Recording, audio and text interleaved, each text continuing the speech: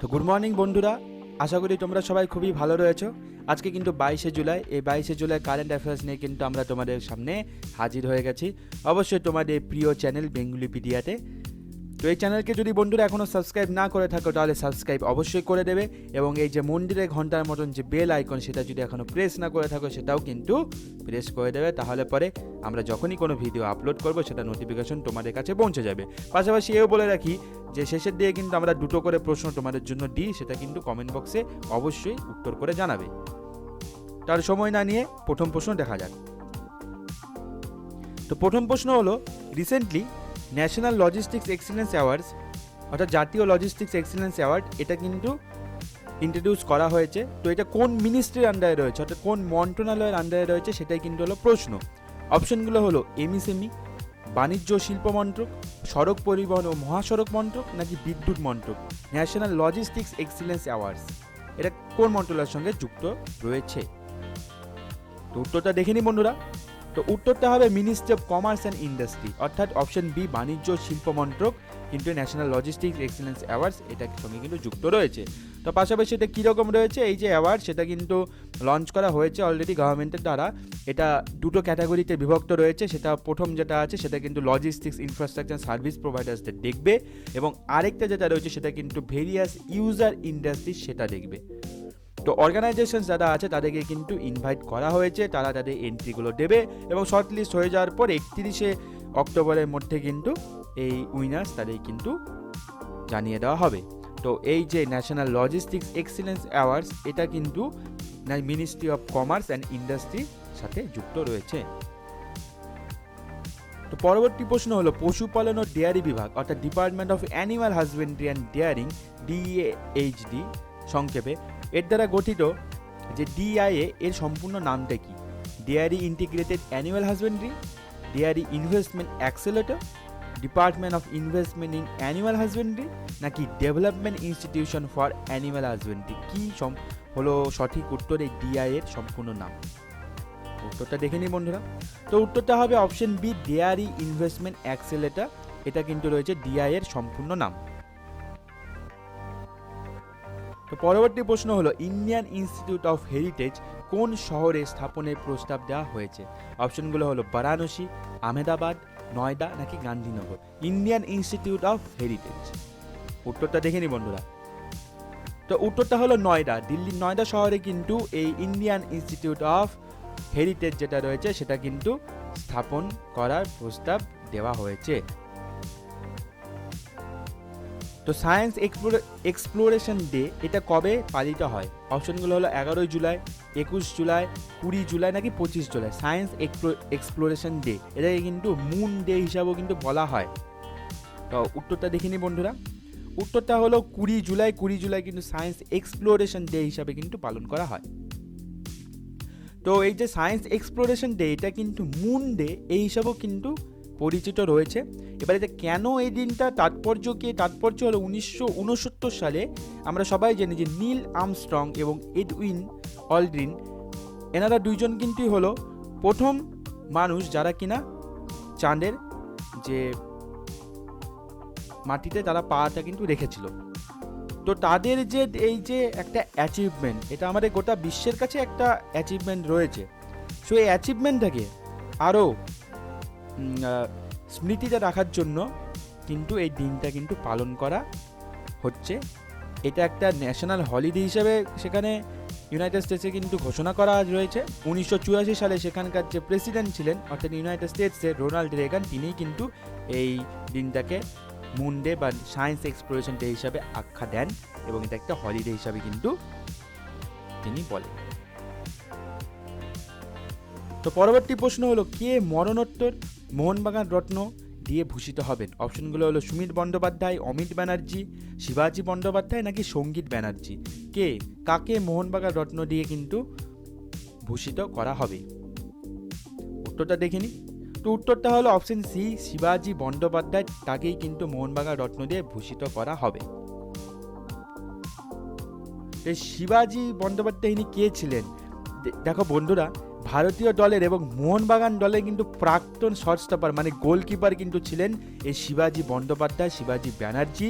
ইনি কেন বিখ্যাত, না নাম কেন এত রয়েছে তার কারণ হলো 1977 সালে যখন একটি এক্সিবিশন ম্যাচ হচ্ছিল তখন কিন্তু এই শিবাজি বন্দ্যোপাধ্যায়, যে ব্রাজিলের যে লেজেন্ড, ফুটবল জগতের যে লেজেন্ড খেলোয়াড় পেলের একটা ফ্রি কিক কিন্তু তিনি দুর্দান্তভাবে আটকে দিয়েছিলেন এবং পাশাপাশি পেনাল্টিতেও কিন্তু তিনি দুর্দান্তভাবে কিন্তু খেলেছিলেন। এটাও বলে রাখা দরকার, সেই সময় ইটালিয়ান একজন প্লেয়ার ছিলেন যার নাম ছিল জর্জিও চিনাগোলিয়া। তিনি কিন্তু তার একটা ফ্রি কিক, দুর্দান্ত ফ্রি কিক, সেটাও কিন্তু তিনি সেভ করেছিলেন। প্রসঙ্গটা উল্লেখ্য, চিনিগোলিয়া কিন্তু সেই সময়ে ইটালিয়ান লিগের সর্বোচ্চ স্কোরার ছিলেন। তো এই ছিল দাপট শিবাজি বন্দ্যোপাধ্যায়ের। এনাকেই কিন্তু মোহনবাগান দলের পক্ষ থেকে মরণোত্তর যে মোহনবাগান যে রত্ন যে পুরস্কার সেটা কিন্তু দেওয়া হবে। তো পরবর্তী প্রশ্ন হলো, কে এই বইটি লিখেছেন? বইটির নাম হলো RSS বিল্ডিং ইন্ডিয়া থ্রু সেওয়া। অপশনগুলো হলো নরেন্দ্র মোদী, অমিত শাহ, রমেশ পোখরিয়াল নাকি সুধাংশু মিত্তল। কে লিখেছেন বইটা? তো উত্তরটা হবে option D, Sudhanshu Mittal, BJP কর্মচারী। তিনি কিন্তু এই সুধাংশু মিত্তল এই বইটি RSS বিল্ডিং ইন্ডিয়া থ্রু সেওয়া এটা কিন্তু লিখেছেন।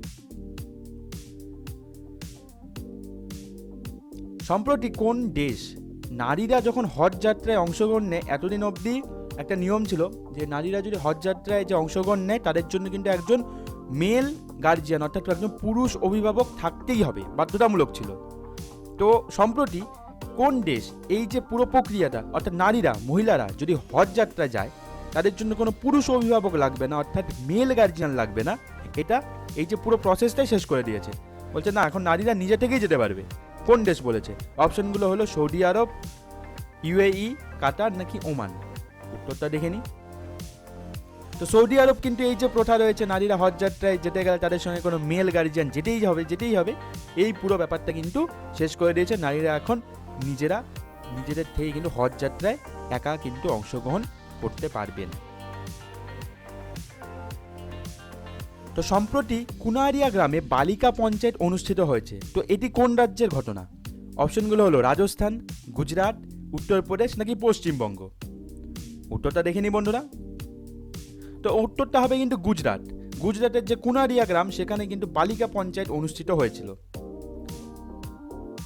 এবং এই বালিকা পঞ্চায়েতে আমরা দেখতে পাচ্ছি সেখানে যে ভারতী গারোয়া, এই যে ইনি মাত্র 20 বছর বয়স, কিন্তু ইনি কিন্তু 117 ভোটে জিতে নিয়ে কিন্তু প্রথম সরপঞ্চ হতে চলেছেন, মানে হয়ে গেছেন এই বালিকা পঞ্চায়েত, যেটা কিনা রয়েছে কুনারিয়া ভিলেজ, ভুজ তালুকাতে। এই বালিকা পঞ্চায়েত জিনিসটা কি বন্ধুরা? বালিকা পঞ্চায়েত হলো একটা ইউনিক একটা আইডিয়া। সেখানকার যে ভিলেজ অর্থাৎ যে কুনারিয়া ভিলেজ, তারা ভেবে রেখেছে একটা আলাদা একটা ইউনিক একটা আইডিয়া তারা করেছে। তারা বলেছে বালিকা পঞ্চায়েতে আমরা গঠন করব, এখানে কিন্তু সেসব মেয়েরা থাকবে যাদের বয়স কিনা 21 বা 21-এর নিচে রয়েছে। তো তাদের সুবিধাটা কি হবে? আমরা জানি যে মহিলাদের, মেয়েদের যারা কিনা কলেজ যায়, স্কুল যায়, তাদের বিভিন্ন ধরনের সমস্যার কিন্তু সম্মুখীন হতে হয়। তো সেগুলো অনেক সময় গুরুত্বভাবে বিচার করা হয় না। তো এটা কাদের কাছে গিয়ে বলবে? কারণ যে পঞ্চায়েত রয়েছে তাদের তো অনেক ধরনের কাজ থাকে না। তারা তো যাকে বলা হয় যে প্রাপ্তবয়স্ক নয় বা প্রাপ্তবয়স্ক মোটামুটি সবে হয়েছে, তাদের কথা গুরুত্ব তো দিতেই বা যাবে কেন? তো তাদের যাতে কথার গুরুত্ব বাড়ে, তাদের সমস্যার যাতে সমাধান হয়, তাদের সমস্যাগুলো যাতে শোনা হয়, এই জন্যই কিন্তু গুজরাটের ভুজ তালুকার কুনারিয়া গ্রামে কিন্তু এই বালিকা পঞ্চায়েত এটা কিন্তু গঠন করা হয়েছে। আর এই ভারতী গারোয়া কিন্তু প্রথম সরপঞ্চ হয়ে গেছেন। তো এটা খুবই সুন্দর একটি কিন্তু পদক্ষেপ বলাই যেতে পারে। তো পরবর্তী প্রশ্ন হলো, ডর্টমুন্ডে স্পার্কাসেন ট্রফি কে জিতেছেন? অপশনগুলো হলো Magnus Carlsen, Vladimir ক্রমনিক, Viswanathan Anand নাকি গ্যারি কাসপারভ। কে জিতেছেন? তো আবার বিশ্ব চ্যাম্পিয়ন বিশ্বনাথন আনন্দ তিনি কিন্তু এই স্পার্কাসেন ট্রফিটা জিতেছেন। কাকে হারিয়েছেন? ভ্লাদিমির ক্রমনিককে হারিয়ে কিন্তু তিনি এই স্পার্কাসেন ট্রফি এই টাইটেলটা কিন্তু জিতে গিয়েছেন।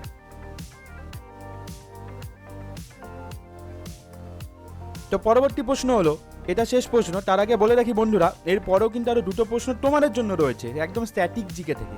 তো সেই প্রশ্নগুলোর উত্তরে কিন্তু বন্ধুরা তোমরা অবশ্যই কিন্তু কমেন্ট বক্সে জানাবে, ঠিক আছে? আমরা অবশ্যই রিপ্লাই করবো এবং পরের দিন তো আমরা সেইটা বলেই দিই, উত্তরটা বলেই দিই। আর বন্ধুরা পিডিএফ পেতে হলে কিন্তু এই বেঙ্গলিপিডিয়া নামে টেলিগ্রাম রয়েছে, সেখানে তোমরা জয়েন করে যাও। আমরা কিন্তু আস্তে আস্তে পিডিএফগুলো সেখানে আপলোড করা শুরু করব।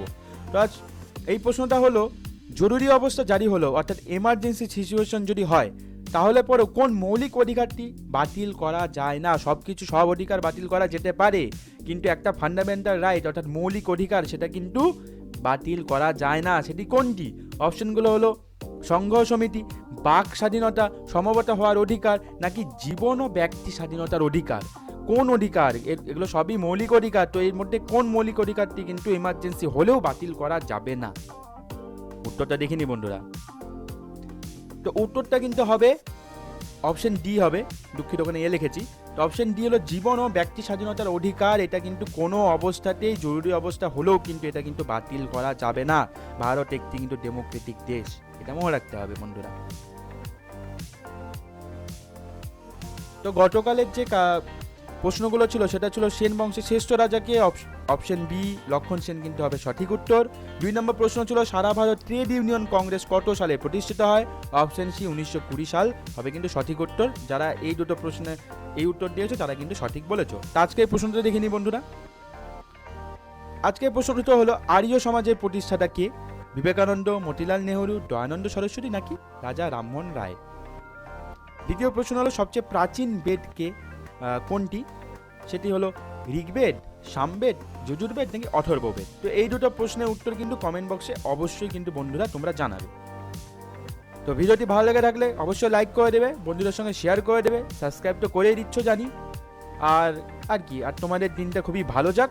দেখা হচ্ছে কিন্তু বন্ধুরা পরের ভিডিওতে তোমাদের প্রিয় চ্যানেল বেঙ্গলিপিডিয়াতে।